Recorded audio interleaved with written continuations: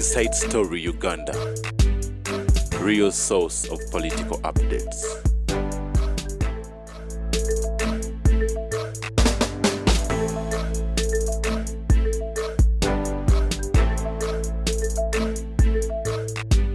Who has the largest following in this country? It is Mzee Tamale. Even Bobby Wine is advised that before you make a press conference, you must know when that man has a program. True. Why? The way he packaged my programs. Me, I'm not a mercenary. No, it's knowledge, full of knowledge. Katika nonkamani bagenda kakubero jakala. Oyizo kala mugunda. Ojja kubula bokofira bunjinga buli ono jagenda okuyimba. Ewange tebaleta yo sente. Nino kubera omuvu nfuke kitoli kyabwe bakiniye siribera ko muavu. Sijja kuba muavu naye mbalaga ideas. Omukama gana enkofira gano zisasula. Kaka nakatabona kamazi. Bakagala the cost of no succession. Why I want Museveni to continue. Banze nabakandisi babiri. Mbonka batwalire. Era nanyine nsadde mwanga n'okunsasula. Era kubaja alese kana kakaza kola bakakalinga ekikajjo kye wa madiva ako kantu kako. Abenala ebali baloza ndi mbega wa muwanga. Okay. How can this young man ajati eno munsiko? I was looking for news. Okay. Kakati kasiringire musango. Kashiringi. Yansalira amagezi. Bweziba zigenda kuwera saawa emu. Nanga, do you know, young man, you Kampala man, we don't allow foreigners to sleep in our camps. Nenga nokutambula mailo 14 okuda jolo keruwe. Allah. I started walking. But as I was walking, omwana najja n'eggaali omuyekera. Nanga nti omukubu angambye nkutwale. Nkutuuse Eruweero. Okay. This was my first contact with Kasiri. Muhammad Kasiri. Kasiri is a problem. Yali ya Bulange. Bayo cha Bulange. I think it was a famous or something. Yali on. Nebo chali kodisi. Bulange yasoko kwatu omuli. Era Museveni nagisaje. Nabagamba. Ti amategula agazimba Bulange. To tell you, ti Buganda yalina sente bazoonoona. Gameritinga omuliro. Sigeego gaabula mu sitegaliyo. Gano kagulini bugulini. Sigeegaliyo. Tegaliyo. Gali gava mu oil. Gakwata omuliro. Ne gagwawo. Bwekyali kodisi. Kasiringi. Ne bamuteeka katebe. N'atandika ebyabayeekere. Yagenda erukungiriku ewala disi. N'alipotinga nti atandise okuyekera Museveni. N'alangirira.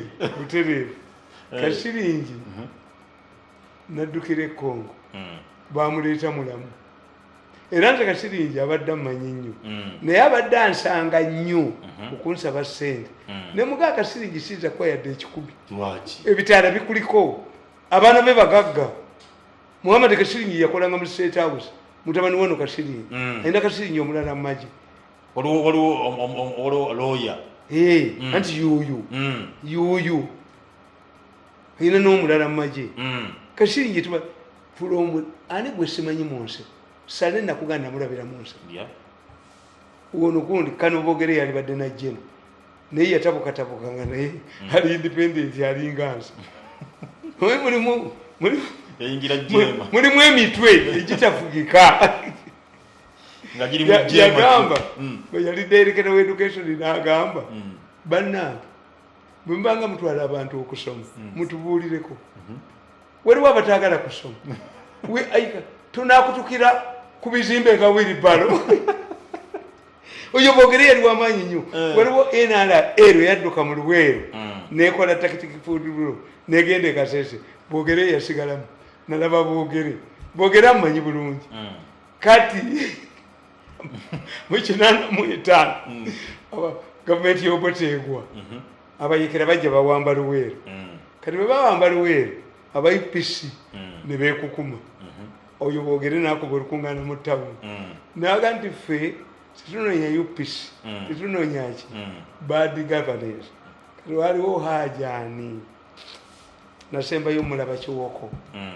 Haja oyo bwe baga nti amagye bakomando ba North Korea bazze okutraininga jatte nte 8. yali chairman wa UPC mu Luweero sise birumbi naye I saw him mu Kinya mu bali bamutadde nani ne Nathan Kalema kozi nagandi Nathan Kalema gondi kati yakola gundi edwaliro ly'amaanyi I accept him for NRA yes ayina n'ekiwundu wano liya mufunzo senior gondi yawaba ne mu kooti n'agamba nti ate teyampa ku ssente recently nagendayo nampa ku ssente nabaga singati yali musajja ono nali siwona naye brigade yamufumita olumulimu mumanyi gondi mbadde nkunyumiza ti aba UPC bwe badduka ne bakomawo abamu nga boogera amaze okuba olukuŋŋaana luddawa eruweero kati bwe bakomawo abaana b'enala ebakadogo ne bajja banyaga eggaali ezi boogere yabakuba embooko 10 kukwata ku gaali z'abaki kozi they were luring other UPCs to come out babayoola mu kiro kimu naye abasajja bano tebansasudde sale temunsasudde kuba waliwo olunaku lwe bampeereza bakadogo 100,000 ne mbatwala mu Afro studio ne mbafunira kaadi za gundi eza students naye bansasudde mu Nagisi College naye ampala naali omu yantegeera nti ndi mugezi nnyo era nkimusuubiza muhozi yagenda okitwala muhozi anansasula naye yono mube gy'obolina babubi nnyo nkumuleetera eno nseegumire nibwona okola otya ono twamaze omuto ono ye twamutongozeze Zanzibar nseegumire ate banamuddawo because when a president is tiring we have principles. One, a retiring president must ensure that his successor must give him a peaceful retirement. Of those people, all of these people, who can give himself a peaceful retirement than his biological son? Utakandia bwere. Twende kuchifuna. Watu joga. Kubanga kati naffe bewajoga bonna. Kamba bulize mujoganga bantu. Twabaganda tukugamba. Gwosusse mwanyi. Omusanga ku mayanja ngawunguka. Tukitegeera. Liva mayanja was a huge river. Nemusoko twaguyita ngafende mayanja. Waliwo naku lumu abena ebali bakulosinga envubu nevayo bweti ne bayimirira bwabo bugenda okuziba obudde nga abajasi b'obwo tebafuye esigala ekiro ogwo omugga baguyita nga fede mayanja nga tebagunaabiramu yes kakati abaganda bakugamba nti gwosusse emwanyi emwanyi za coffee beans zabanga very important zezitta omukago nakati zibasooka okuwa baze okwogereza katta mukago kakati bakugamba oba ogaba emwanyi nojampinga omuntu oyinza omusanga nga yali ku kanu ku mayanja nga yagenda okuwungula naye nga gwomumaki. These people did not think that we shall be useful to them. Tujja mujoga tumukirizise agende kasasiro agende ku jiriketi yetu musudde akome watakolere agenda media center ninja batta ngende ku nevision ninja batta iyo bako mumuti nze nali mazo babala joguli mutedi asikira sezala we embwa teseka teseka tekiri yo ne bwana akola atya ekyo tekiri yo tewali agenda the time is wasting kyebali koze to negotiate with Muhozi abaganda bakugamba nti aboluganda bita bwe bikolagana tibyatika Muhozi ye future yabo niyo kumanya muzayi Tamale nebikola biragira ddala nti naawe eri tolowoozayo nawe yambadde karedi olagira nti nabo tubagala mu obulu ekituufu kina kuba nabo tubagala mu obulu bwogenda kabaka bwabagenda mu basiraamu tateekako enkofiira y'abasiraamu ne bano tubagala n'abanuupu tubagala abanuupu tebabonyebonye nga nze bate babase ogatta omwana wange abanuupu tebababonyeomanyi nti abatutegomya n'abanuupu babategomeza kanyambala ennuupu nemukuziike w'amayanja nali nyambadde ennuupu ejjokulino litujogesa nti anaalagawa agenda kulaga kati babadde balina ekikwate bwaleeta Museveni ajabuzi Museveni bwayimirira ne Muhoozi mpagira Muhoozi kuba Muhoozi is a future. Museveni ye omanyifa mu byalo kye tukola tukugamba nti olumbe lwa wano mulwabiza nze ngezi kubanga ebyokulya biweddewo. Museveni yampaliwinga nga ndi ku jirikiti bali ampadde ki mama wange tamuwadde ye passport. Maybe Muhoozi anampa obwa minister, maybe Muhoozi anagenda n'alaba nnyabo. Yes. Ye Museveni namukola emyaka 14 yangobanga mubbi wankoko naye nga mukulu yabirimu kati alowooza muyinza omu oyo buli lwe mulaba ku side ngenda ku ndala. Lwaki buli akoze ne President Museveni bagenda bakukuluma kati nga balaba kijendo n'omukulu omugenzi Kashirika naye yawulira ogambye nti abadde n'obeera ng'atuuse okufa ajja kusaba Senate. Oyo talina Kanyankole yafuwa ng'anyiize. Ono yayisha Republic House oyo Museveni yamusonyiwa n'omusonyiwa. N'agenda e Congo okulwana ne bamuleeta buliri. Abaana bamuyita nga yeekwesa. Afende yagenda okulaba nga amagye ga Uganda. Kasiri talina wayombera mbadde simweya. Talina wayombera. Talina omusajja yaŋŋamba nti Museveni taleetanga namba buko wange bamuyitanga Kanyankole. Ate Kanyankole era naye nali mumanyi nnyo. Ate Kanyankole bwe yawandikanga ab'amagye ng'awandika bakatuliki bokka wanudde Mirundi wanudde religion will be a factor. Museveni n'amutegeera nti awandika bakatuliki bokka abakristaayo nga ba UPC tewali bwe simanyi mu abo naye tebansasudde. Famire yange omulenzi n'abonyaabonya famire yange emyaka 10 abaana bange ne babula kye balya abaana nenfuuka beega nenkola ntya atalina kye yamukola yazza emisango gye nti nimunze emisango gyo gini munze nemujjako porogulamu zange bamaze zijjako ate tukulonze kakiiko noninja batta tokuyisa ekyankwanza nalinja ku bwato kyenakugambye nti balina dehumanization nti bakulabira ddala ng'ekiwowongole nti bamala okujooga ate bakuyita no abantu okujooga abantu kulinga mwenge waliwo ombonge begukwata naffe begutanywa begutakwata obujozi busize. Do you think ngamba buli honest you believe nti kata kali happy from speaker to minister in the same government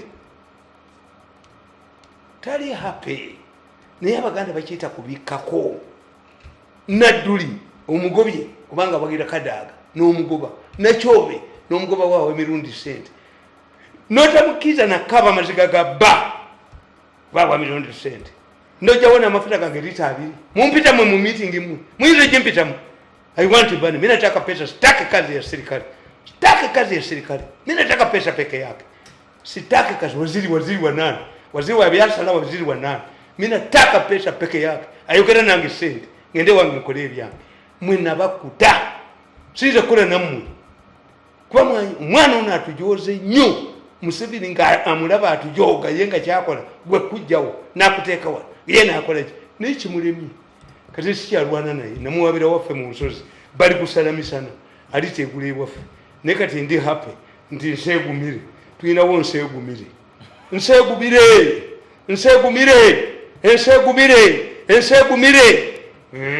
omanyi empologoma bwejja ku kyalo obukuzibuzi buno bubadde bugenda nga bubebera embuzi buyingira mu nsa empologoma yazze ku kyalo waliwo obuzibuzi buno bubeberamu n'endiga kuba bwebwese bulowooza bwe bwamaanyi kati obubuzibuzi bwonna bubadde bubebera empologoma yazze ku kyalo empologoma yazze naffe tusula twebase tugalamiddeko nsomyeko mu kyaki ne ku lwokubiri ngenda gende waffe nsimbula emizinga kubanga nze kakati mu wrestling kati nnakutteyo kanyama kati kanyama yayingidde kantwalire eyanjo oga emisinde nasaba ewaffe seba nange ndiraba ku mulenzi ono ng'ejjogo limuweddemu nga bwe mulaba kati mu meeting zatwe I watch him every day. Even this today, even on Saturday, kumacha by a meeting in relatives. We cannot be ruled by a drunkard. Drunkard, abaganda bakugamba nti babikuli abalungi mirimu mwabatali ba drunkard zimukozeeki mwalwana luddawo. He cannot manage this country. Gwe tubulye byokoze ekizigo tujja kyogerako tukyasamba busambi bwetu ti naye mutulinze tukwate akazindaalo mulinde tukwate akazindaalo zinajja okunywa mutulinde waliwo abajja okudduka obuddusi kazindaalo mutukwatire kazindaalo enkofira yange ensegumire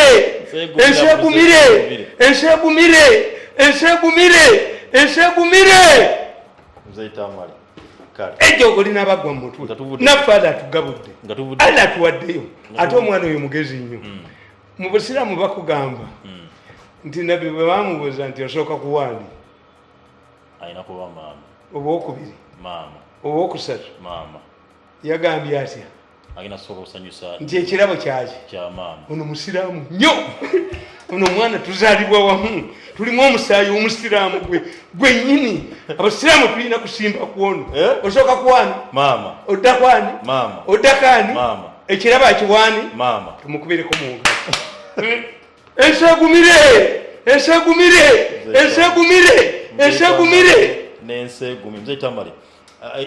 ejo olina kufumu is watching me wanjoga naye ssebo emmandwa tejogewa okateera mandwa nti njiniisiza akayugale bakaliiyo bwokuba emmandwa noginiisa mu ngoye bwesituka kutaka ekusasula omuzibe era nayogera nakugamba okabona ekizira okubi okawanganya ku mukakita wazaalira eka bwolaba ekizira okusanyawo famire eyo wongayo nnyoko omulimu nagubawa ono anampa ono yevalija ninamu ndala nnyo okusinga ku ya Museveni naye muzeyi naye bw'abampa si kibi yalikiriza kubanga ne mmange nayaga naye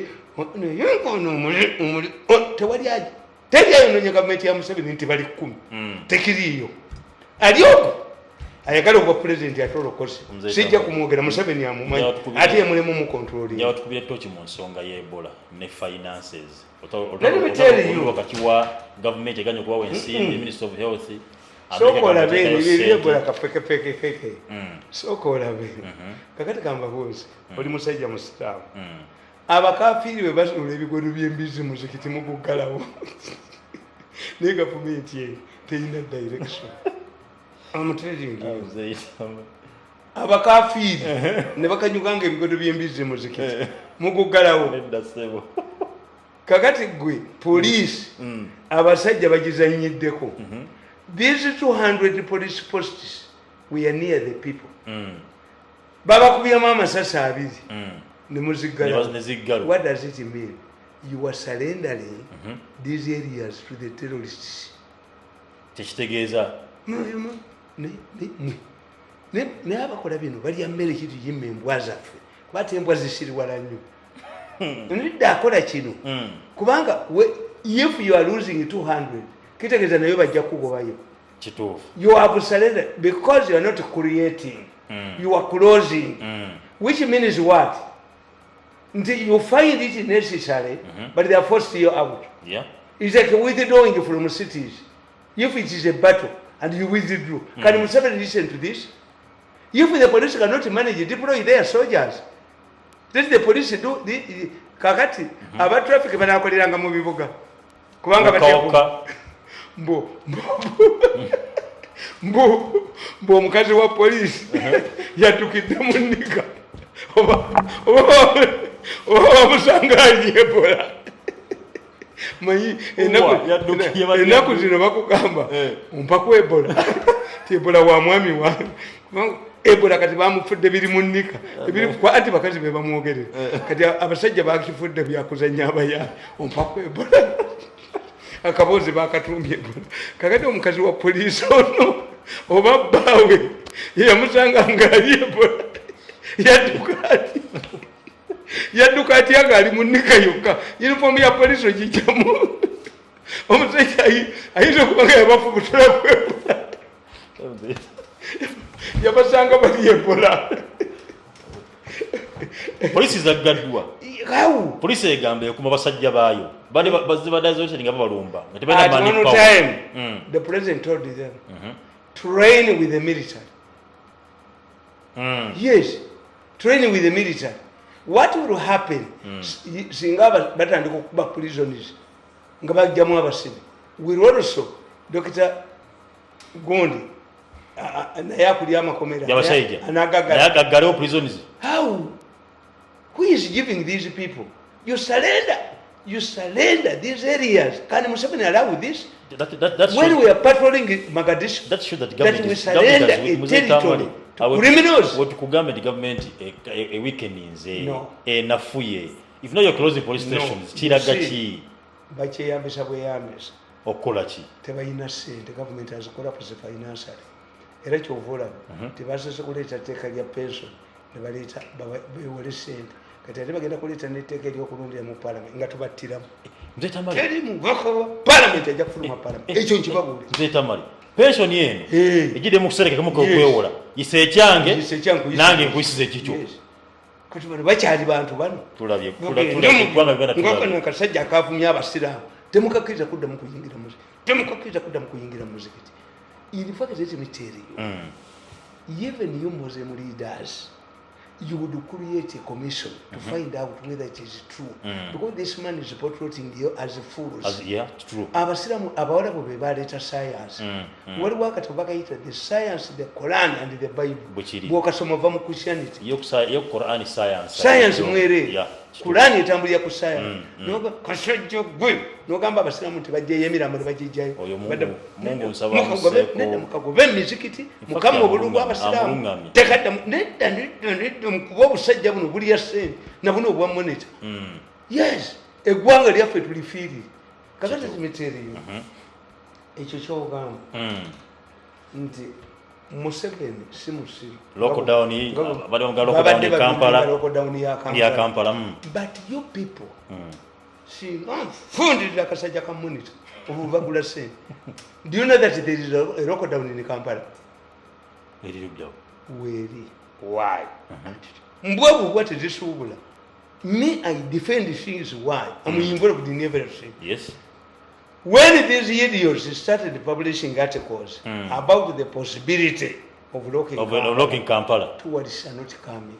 Chitufu. Abo bonna bali mu national park abali mu Kalangala Ludda abasazizaamu. Nebo buli mu office zaamu buli te million bill. Buli te million n'obusuma obubunuka mu nnyumba. Bulina obusuma bubunuka mu nnyumba. Kubanga tebasobola kukola multiplier effect. Nti you can say tourist board yali badde egamba this is far away from the city. This is far away from the national park. This is far away from Kalangala. Tebuyina kubuyina million billion ate bwavu buzibu. Naye kubajo waliwo ke bagenda okukola tulu omutayimba kagokuta. Kwa busiru. Tumanyi business abantu ze bwonoona. Yeah. The second point, eyo lockdown. People learn from the past experience. True. Nti Museveni yalookinga. Many people walked on foot from Kampala. Yeah. Ni bagenda mu byalo. Yes.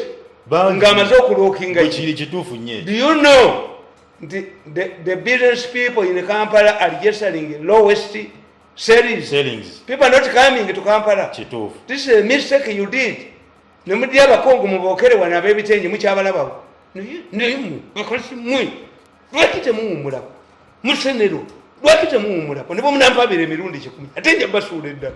Njagala ndayedde okumpabira wa Museveni. Nja kubattira mu kkubo. Motoka njifuule nja jingi. Mwamaanyi genina bakazi mwe omutambeeko. Tuli mwabwaba. Ono asunza omutomu omusokozi n'agenda ayogera. Yabatuma. Ayina mulamu we gwatuma. Kalisa naneregako 10 billion wasinike nziyo nali musenga nkimi sente zange 10 billion muzibba kati bagenzera bampabe tayina kyajja kukola kakati musenero ogenda kuswala ogambye mu vision 240 eddaga lyokola lya 240 wanda drug akomunita n'olutwerwako n'olutwe muli sente mu busajja mu naye amawulire gagudde ebbeeyi. We have drugs on the international market. Is that COVID? When you say Ebola, use Ebola. I won't take a mistake. Kolakada, Kino Chirwasama, Doctor Chirwasama, Katavaki God. This single movie, big by a beer Mugundi Mukirabu Muvira. Baby Gula, tell me impact. Miang annoyed. Took a representation which Buka Favina Mamaduka. About it when never get a Kuyumba. People are not coming to Kampala. Business tourists are not coming. Abakazi bano banoonya sente. I'm not saying it is not there. Naye mukisukumye nnyo. Musenero, Diana, Achenji, mukisukumye nnyo mukijje wekyalikomye kyobala Museveni yabaswazizza yamaintainize mu disitulikiti emu kwabadde kubaswaza babadde bamaze okubaka n'akakazi nga bakakubye mu palamenti Muhanga yagezeeyo naye muzeeyo olwokuba musajja mugezi n'amuwasoma ekiwani naye mu palamenti bakubye tokyajjibwako hadisi akyingi tekyajjibwako kadisi anti bamubye mu palamenti bakukola ate yasomye ekiwandiiko kya pulezidenti yayogedde mu palamenti ye tebakyamuggyako yayogedde eri ggwanga hadisi tebakyagimuggyako. So you see tukiyita multiplier effect. Ffe bannabudduka nkubuulira you are allowed omwana omutakkirizibwa okuva ku mmere yefu ye sport snail kuba badde olulagala luno olupya oluteekako akadogo olaba ekkovu fuluma tobulya banno abakyalya kakati bano bwe baba batuula sente zonna zibadde ku lokodawuni ya Kampala naye nga tebatunuuliddeeko batuwalise abaabuukinga nga bagenda kubeera sese. How far sese is from where it is? Do you believe the country is torn by civil wars? Abantu bagendayo. There was a time when he went with the president to Sri Lanka. Ngiri mutamu Museveni yasula ne mundu ye ku kitanda naga you people you came to kill me here nenga you stop over n'ebisabu byali bikola. You can even tell and advise Museveni atuyamba agoba abakazi abo atekewo ow'amagye. The Minister of Health needs a soldier. Bukimu matega nakiko otutubadde banoonya ssente waliwo yalina omulamu waamwe ekwesemu ye buli kaseera kirabamu ssente buli kaseera ekintu bakirabamu ssente. I'll continue. Ensonga yafuuse kati yafuna. Not tell Museveni to arrest me yaganye aju katwagala mu Senero Vision 240 ne mu Senero toswala mbwa tulaga Uganda bweribeera netta twagala kati mu Senero ogenda kuswala nnyo edagali yagalo kati at Vision 240 ateliyo. A vision Museveni yabagata mwina vision. A vision is a dream you have today whose fruits will be realized in 20 years. Niyo mu Senero omukazi afaanana mu Senero bamugye busiyanga adduka afaanana akyengi bamulese nga adduka abantu bakola singa n'abasiraamu bakwata akasajja kano kemuki akabawayiriza mu musumula y'emirambo abasiraamu bayigiriza okuziraga emirambo kijebwenge nga kalidde sente kazunga n'ennagisi yaabo. Muslims cannot do this when they have leaders tekisoboka nti bajjeyo muna except nga mwabawayidde nti sibe Ebola era bajja ne bagamba Ebola Southern Sudan Ebola mbona Ebola mulala kyokulaba abasajja kati bakayita kaboozi anti aboogera bonna bakazi bagamba kali munika zange mvuganga kaboozi kati omusajja agamba ku Ebola nti Ebola wa mwami wange mpaku Ebola kati abantu batandika okudramatize but this is a serious issue. Yeah, he was happy that Museveni did not expand it. He contained it in one district. Kirwasama kyade kyagede kidokita Kirwasama ebyaka nabakyuko kujja. What efforts have you taken or constructing a dwelling lirugo? Kasanda. What efforts have you taken to ensure that the doctors have equipment? Chabasazi. But these people have surrendered our country to the Europeans. Which people? Anti-Kuwait American ambassador, where are your Chinese allies? Where are your Russian allies? When it comes to life, saving lives. Our America will do them. Tamale, I'm a friend of Akirizo Gassim. Kagadi Kugambi. Ntinawandi Kakataba, this is my best book. Museveni, the revolutionary. Okagala. We knew. Nakuzomeza abiri mutano November 2013. Abasumanga tebannaba kujja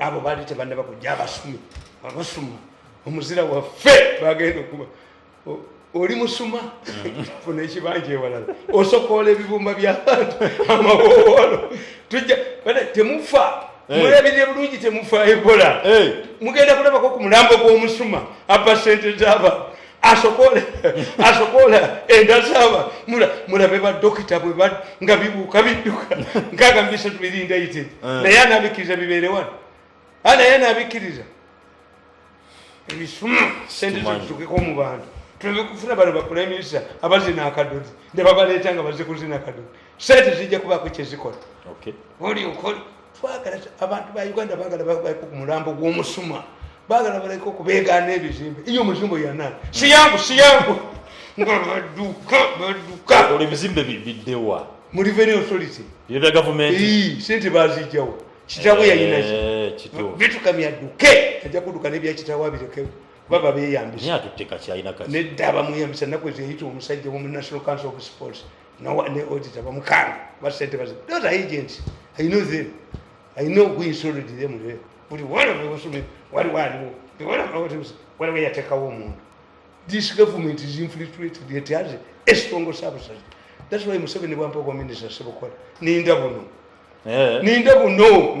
ngatadisa ngababbi baddusi batyo kuba n'ekikumi iyo muzimbo ya nani iyo muzimbo wala vumubbi wadduka umulembe abana umulembe gwe tubadde tulinda bannange temufa ebola mwekuuma ebola mulinde omulembe mulabe ku mulambo gw'omusuma mulabe ku basula w'ekizimbe nadduka mulabe kuba abakazi bano ababbye sente ate ye mubbi omulaba muki tewali omulaba muki omubanja ki bebe bamubanja yabatunulira bwe bati nga basuma waliwo asuma ennyo ajoga ennyo oyo alumiddwa olumu yatugamba nomulaba agamba but Baganda said their own Kampala do they walk through it n'abanubbi babyogera bwe mulowooza nti abanubbi ebizimbe tebyalimu tebadduka ne babirekamu abakyoli tebadduka ne babirekamu Abaganda bwe bugagga bwaffe fe tukweka mutwe netulaba omunubbi bwadduka netulaba omunubbi wadduka netulaba omukyoli n'omulamu bwadduka ettaka ly'Abaganda sikateri ggwanga Abaganda batunda ettaka siteeki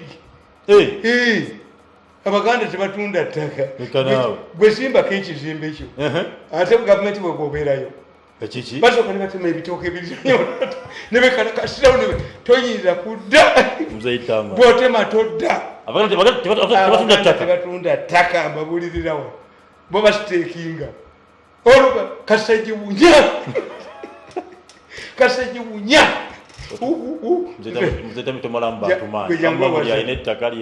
jangwe wazana bayitangawo mu Kinubi nze wenakuli wasigalawo muzikiti ogwo waliwo Kaddugala waliwo Sebbi waliwo Alifadulu webali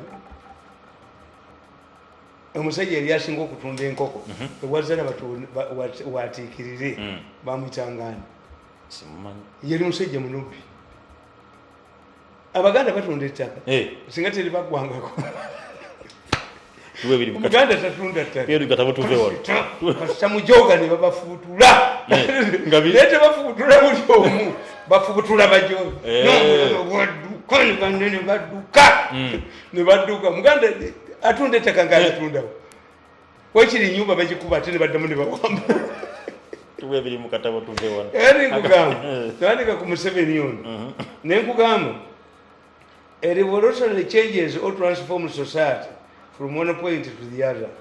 A revolution is not a builder who paints the existing structure. A revolution is a destroyer. It destroys the old order and replaces it with a new and modern order. This is why Museveni started by saving lives. He embarked on the immunization against the leading 5 killer diseases among such children under UNEP. Previously, the mortality rate was alarming. Museveni came out boldly and explained the real cause of the AIDS scourge. Many African countries wrongly believed that admitting the prevalence of the virus would chase away tourists. However, Museveni successfully fought the witchcraft theory that had been entrenched in people's minds. At this time, okay. I don't remember seeing the American ambassador anywhere. Museveni was using local resources. And at one time, Museveni was invited by the US government to talk to university colleges about AIDS.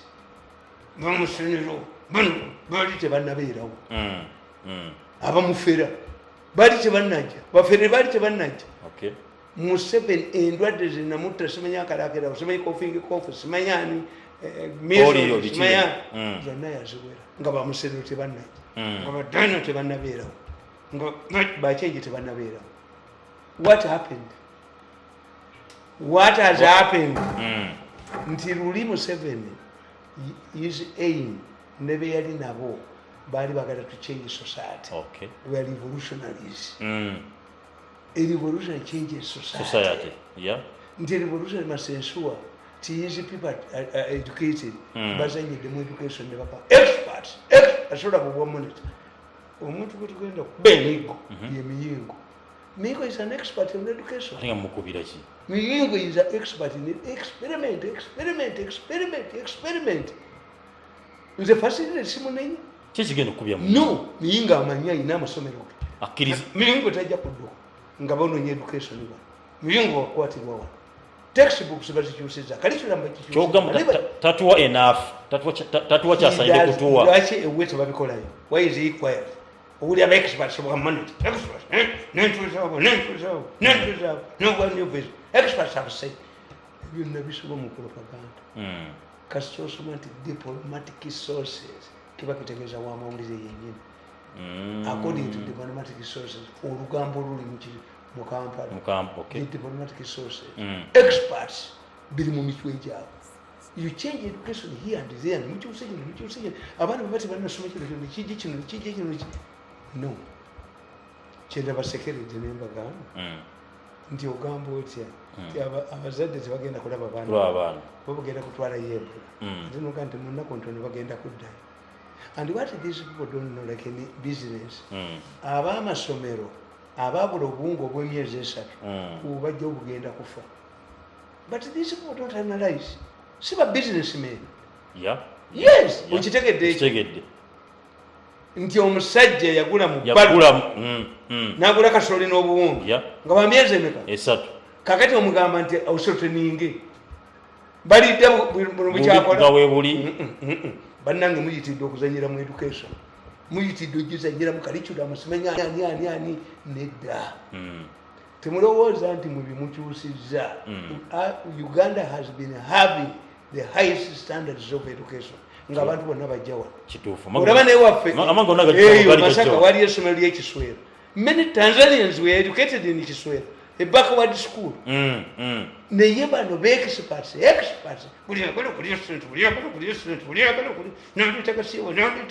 Miyingo kutujjukwala. First lady is not an expert, is a minister. Miyingo training tatuona. Miyingo gwoyononye ebyenjigiriza. Blame Miyingo. Miyingo is an expert. Twende kujja abaana nga bakasoma kino. Abagala okwandika naye era n'omu azanyira mutu mumanyi. N'azanyira mu education yamanyiddwa. Yes.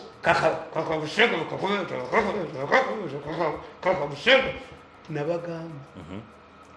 This money you are wasting. This way you pass UPE. Are you assuming that every parent is capable of educating? Then if we muzadde asobola okusomesa omwana we, then why do we take them to school? Twali batuti bagenda kola bigezo. Bukedde niteeka mu certificate eyaayo. Nedda. Good. Miyingo olimba. Miyingo etenda kuba manya yako. It is not first lady. No. The first lady listens. The first lady listens to advice. Is Miyingo. Miyingo tujja kukwatira wano. Tojja kuddukayo n'ebyenjigiriza. Miyingo go byonoonya. You wanted people to get assistance from the police. Nearer to them. Yes. How can somebody, an inspector of police, and when you have ministers of internal affairs, including my friend Otafire disappointed me for the first time. But you leave the territory to the enemy when you are patrolling Mogadishu. If the policemen are not up to the job and they are running away, you have a reserve force. Recruit the reserves. If these are rebel groups, Museveni is an international expert on rebel activities. Museveni was invited in Sri Lanka to talk to commanders. Era president wa Sri Lanka najja na one. Oh yes. Yabalaga engeri yebasobola okulwanyisaamu Batamiru Tigers baba kubali bagwawo. Yep. Museveni is an expert. How can Museveni annex? Who says? Museveni says, if we don't deploy heavily in Somalia, we are donating more territory to the terrorists. But in his own country, never going to Museveni and Jakubanga Lumumba. Lumumba is hated everywhere except in Uganda. No, Museveni is a man who has good ideas, whose ideas have not worked in his own country. I think it's all Walala. Kakati ekyo kigamba otya n'okyogera nabagambye nti singa mufuna omusajja omukafiire ng'akanyuka embizi mu muzikiti mugumenyawo bumenya oba mukwata abasajja ne bamulinda ne bamukuba ng'aleeta ebigodo. Are you saying the police yakiza defeat? Yes, which a country cannot coerce. A country must control coercive forces. Why are you saying? Jemulaze chebabalumbe. Ekinewunyisa. Police egamba emanyirebo group eri behind these attacks. Yani komanda wayo de bamukutte bamulina. Nze nabagambe. Ti omupoliisi oyo omukazi gwe baatema baali bali Ebola. Kubanga nedda baali bali Ebola. Gweraba. Toyi, we are experts on reconstructing a scene of crime. Omukazi yadduka bwereere ng'ali mu nnika. Let us explain. Oyinza okusanga nga towa Serwale yali yamaze dda okufuuka omufaliso. Serwale ye. Mukidemonstrating. Mutuleetere abapoliisi bano abakazi abambala empale ezibamiima. How long do you take to remove it? Remove the trousers. Si kyangu, tekiba kyangu. Buno bukazi buno bwali bambala leggings and ekigendera kyabwo to make it impossible for man to rape you. Yes. Nebi bagambye ebyokukyali ensiko bano bibatamanyi. It was against rape. Omukazi yakyali ensiko tomurapinga easily. Ne bbawe tamwepankirako. Ayinza okuyuzayuza. Okay. So leggings simanyi babiyita leggings. Legging. How long does it take a female police woman to remove her knickers? To remove her trousers? I know kubanga I know. Kitegeeza. Serwale yali wansi. Bali Ebola. Serwale yali mufaliso. Oli yali abaketta dda. Ayinza okuba yali bbaawo oba boyfriend. Gazza balondoola. Nti bwe bamala okuŋŋaanya ssente bayingira akasiko ne bali Ebola. Omanyi waliwo Ebola mu Southern Sudan. Waliwo Ebola kwe tumanyi Congo. Waliwo Ebola ali mu nnika. Mpaka Ebola nti Ebola wa mwami wange kati ettooke eriwo. You can see how Uganda is innovative. Ebola abantu. Yes, I agree. I agree. They are making it, demystifying it, but not saying that it's not there. Kakati nkubulya negamba. Nti ono yali wansi era simanyi lwaki mugamba bamutuliza mu mbuga ya sita nedda eyo mbuga ya Katonda sani tali mu ggulu abasaba mwana mulungi. Kakati ono ali waggulu yabatunudde mu mbuga ya Walumbe. Kati omusajja atula mu mbuga ya Walumbe. Kati ebyekibibbi abakazi abagezi ennika esigala mu kugulu kumu kyova bayadduka naye. Ono yamusindika busindika. No, namusigaza nga amutema. Omanyi oti atesigala mu kugulu kumu. Ebyekibibbi. Abasajja banyina okuteeka empale mu mutwe oba mu kugulu okumu adduke nayo. So, kakati okujjako bwabukedde obusiru omukazi yayambula atya empale empamvu. Kino kyali kyangu okujjamu. Kyo kyali kisigaddewo ng'onanuuna ku bbeere. Ekijjamu bujja n'atema. No! It's a serious matter. True. Your government cannot say to have abandoned that area. Police tuzijeyo. What was the purpose? The purpose of these numerous police posts. Eranze waliwo gundi nagenda okugulawo police. Oyo wajja gundi wajja mayi yagizimba. Ne bampita ng'omugenyi omukulu. Ne mbaga nti ababbi mwekubireko mu ngalo. Police eyamba ababbi erinaanyeewo. Kubanga anti police eri okumpi. Bajja ne bakukwata omubbi oyanguwa naye poliisi eri mayiro 12 oba wafudde ekitegeze nearby police helps criminals. So are you saying kati okujja police bagenda kwongera criminality ekyo mob justice egenda kweyongera? Me mbabuulira ne mbanyonnyola nti me am not a fool. I provide solutions. One, let Museveni call those policemen in training. Abasomesa obuyekera. Betaga kuongera mu training. Yes, betaga kuongera sente. But they don't have enough funds. The issue is not guns. They don't have money. They don't have enough funds. In fact, the fire brigade, they trained not only to extinguish fire, but to investigate fire. These are experts on fire. The police, the fire brigade will be trained to investigate fire. If you have the environmental police, the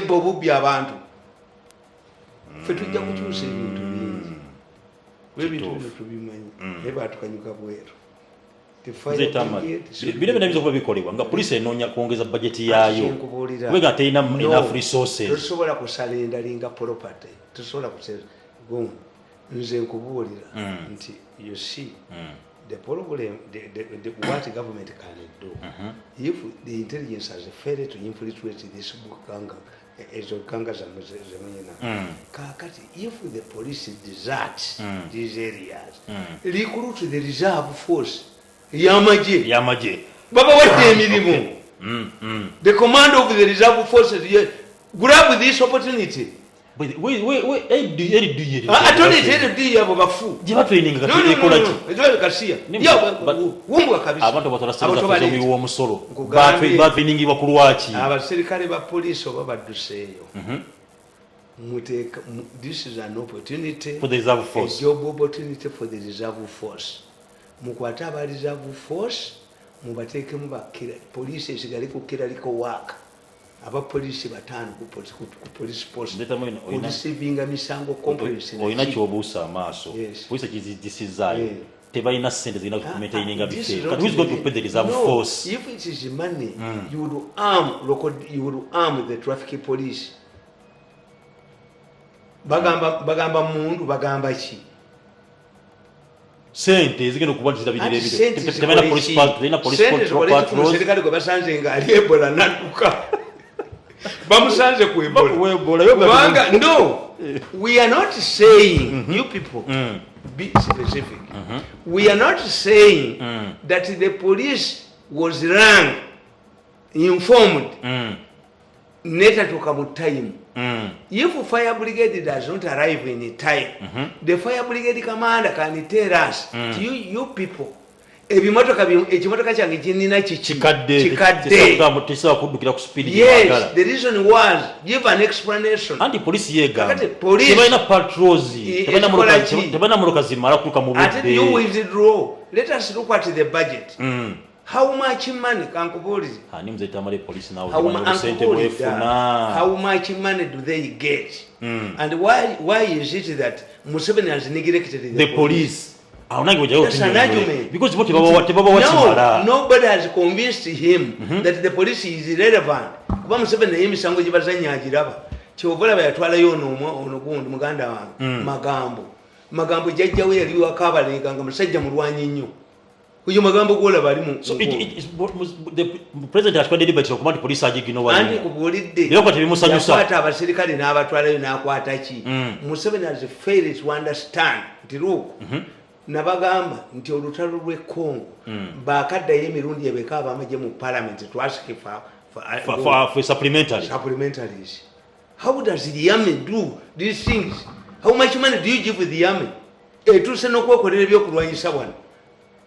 Police mulagachi. Yes. This you must argue. You must have a government in the future. Tuyina okulonda omuntu ayina abakazi abangi. President. Omuntu ayina abakazi abangi. Amanya how to distribute resources. Ne to handle rumors. Omwenyezo gamuja nti oyo mwezi agenda tusisa sirimu nti ayenda kumwanya ko bakuko. Ndakati mukwate. Kakati bw'obanga ebyo bimanyi. Nga gwe tobimanya ebintu ebyo ebikuzunza. Omusiraamu aliyo ngalo okukulembeze weteeketeeke kuba zetanga wagira omukazi n'abakyala bangi. This is a serious matter.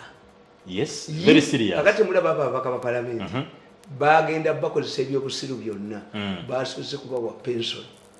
How can a person omukazi atagenda kunoba akugamba otya nti mwami haji soko onsayiningire empapula zesaliya nga ntambula butambula ezatalaka nze mbe nazo ezatalaka. Is that a woman? abali mu transit Yes. abataliiwo. How can you pay pension ne judges bwe bakola kati bano bagenda bakozesa ebyobusiru byonna nedda mujja kujja mu byalo tubattireyo abakamaze kiwayinga engenda yaabwe nti even if why bye tugenda okuyisa bijja tuleetera obusiru tetugenda kudda ebyo tujja kubijjawo mutaganira bwereere oyo panad we shall remove these laws. Let me get you straight. Kankufune bulungi omubaka baddewo pensioni eyo bakimanyi bagenda okukozesebwa bayinza obutadde mu palamenti so kati kabeeterewo kati ettalaka atambula nalyo mukahaji ettalaka atambula nalyo Uganda tuli bubi nnyo bannaye anti yo musajja kati omulonzi afunira mu gamba nti obusiraamu kyebwogera nti osaasiranga nnyo omugezi ayogerera mu batamanyi bamutta era olabye bamutta nkusaasidde kankusaasirewo nga bamutta because they don't understand things.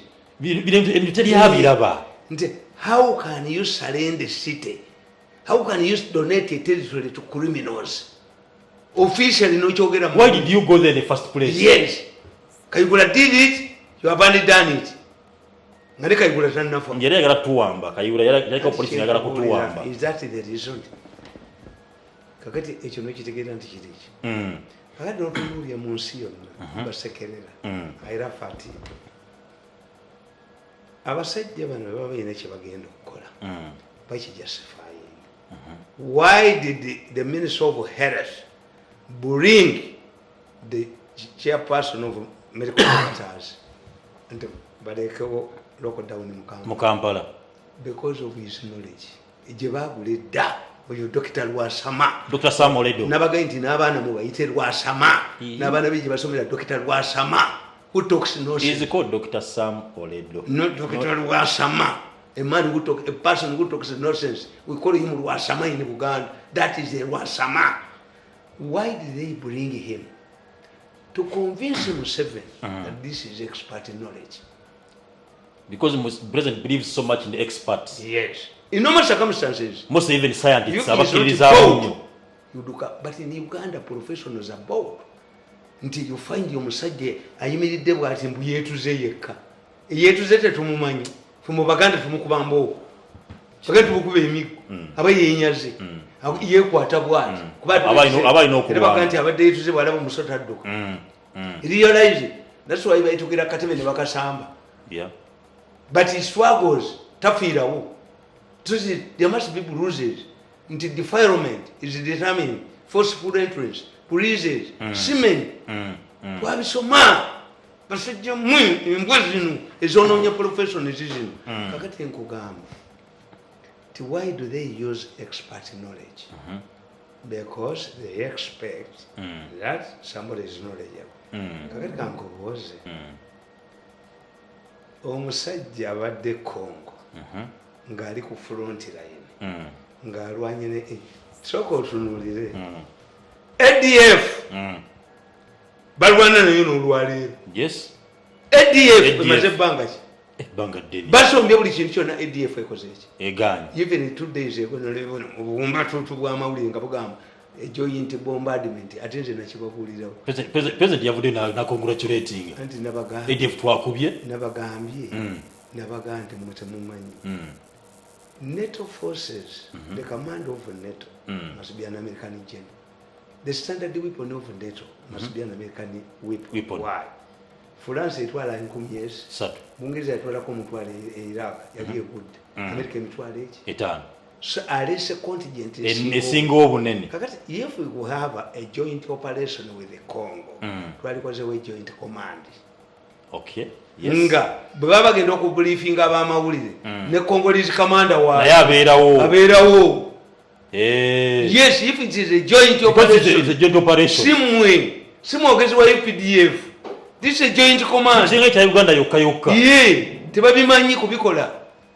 If it is a joint operation with the Congolese, a Congolese general would be here at the briefing. True. Yes. To confirm tuli wamu. It shouldn't be UPDF. I get you. It would be even in Kinshasa. I get you. A joint command, headquartered in Kinshasa. This morning, we have demolished head for this and this. You even force the Congolese to talk. A Congolese general is going to brief you. Yes. A Congolese general is going to brief you. So that the Congolese own it.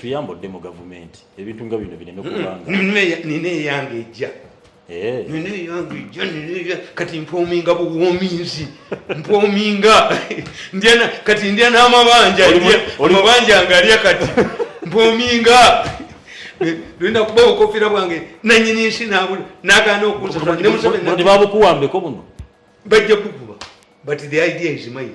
I will be not na wandika akatabo how to organize scientific elections tumwebaza nakakwata ne banene bakakweka. The only issue yellow bicycles. Together with a wall na kumhozide. Wetwambalira obukofira bwaffe bwa volunteer netwiringa ebibuga byonna.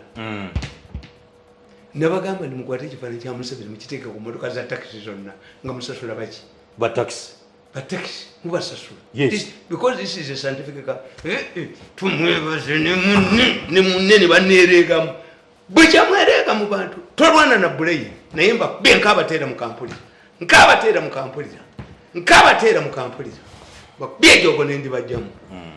Yes, ati bwetutuuse tunaatera okutambula kakati nkuga nti it would have been a joint command. Yes. In fact, when you hear Muhoozi talking about war, respect him because he has been at the frontier in Congo. When Muhoozi tells you that the military option will not work against M23. Listen to him. In fact, it would have been to the advantage of the commanders who are organizing this East African Standard Force. Even the East African leaders will convene a summit to listen to this general.